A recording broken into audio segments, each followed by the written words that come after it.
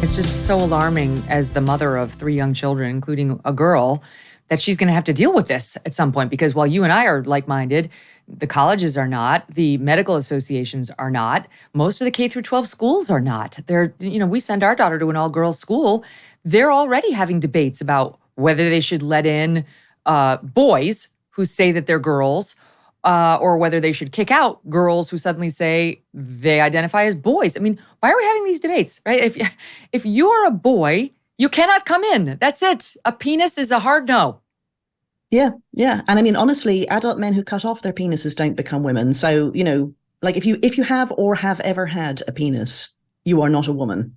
Right. So I just have to say that.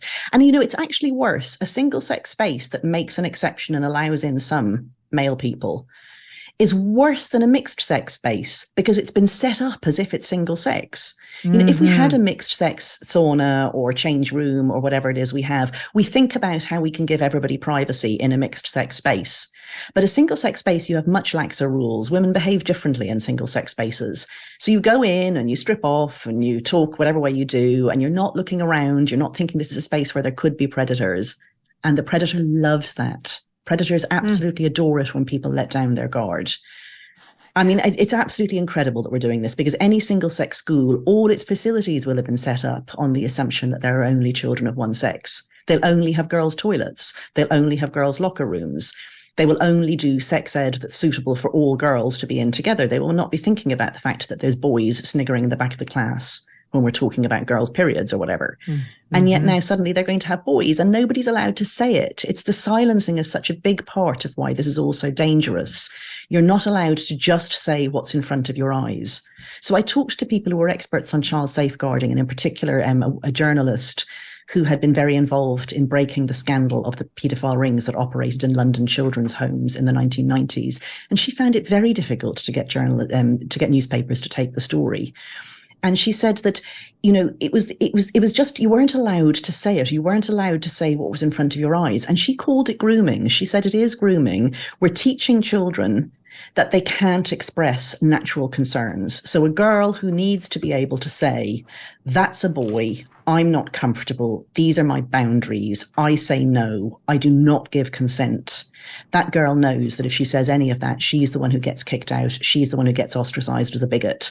And the boy who says he's a girl is this special, sacred, wonderful, the most oppressed girls of all. The trans girls are the best girls, So we're actually grooming the whole children, not just in America, not just in the UK, right across the Anglosphere and beyond. We're grooming children, all children, but particularly girls, to ignore their own needs and boundaries and to stay silent when something makes them uncomfortable. So this makes them more, it makes a greater danger and they're more likely to be predated on, totally apart from the trans issue, because they've learned that they can't say that they feel uncomfortable.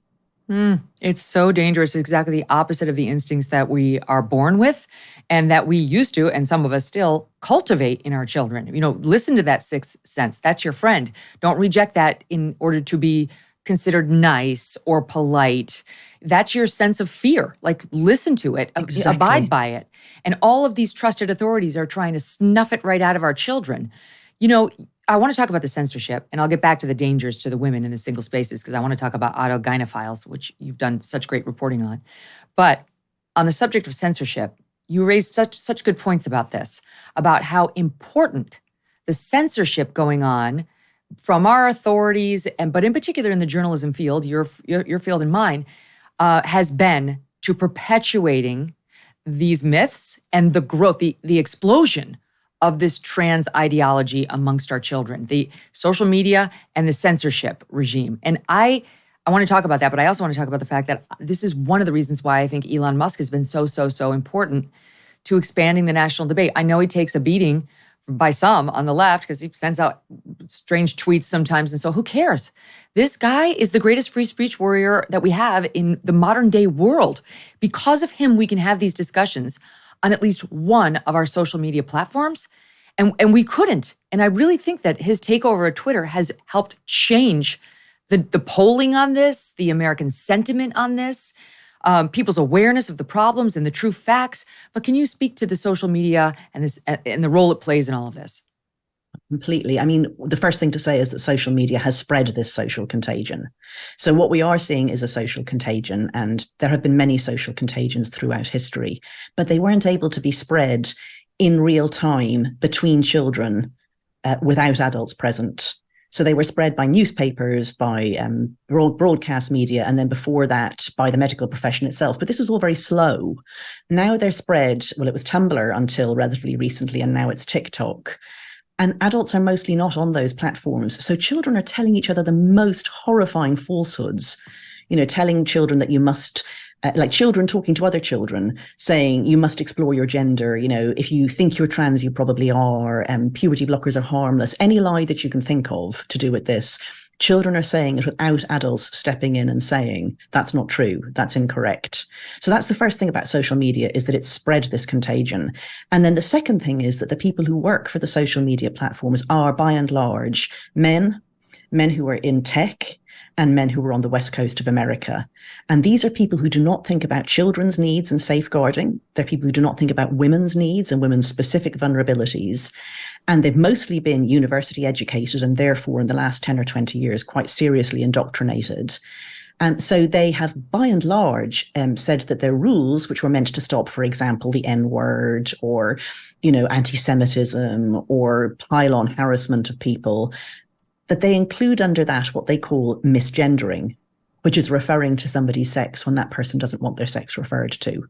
So I have, for the entire time that I have been tweeting about all of this, I have had to be very, very careful on Twitter, until very recently, not to say true things, true obvious things like Rachel Levine is a man, because I would lose my Twitter account.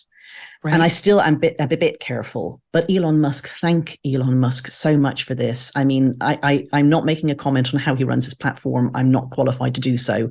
But the relief of being able to say trans women are men, which is a factually correct statement, without losing my account, is very significant. It's very meaningful, and it has moved the discourse considerably.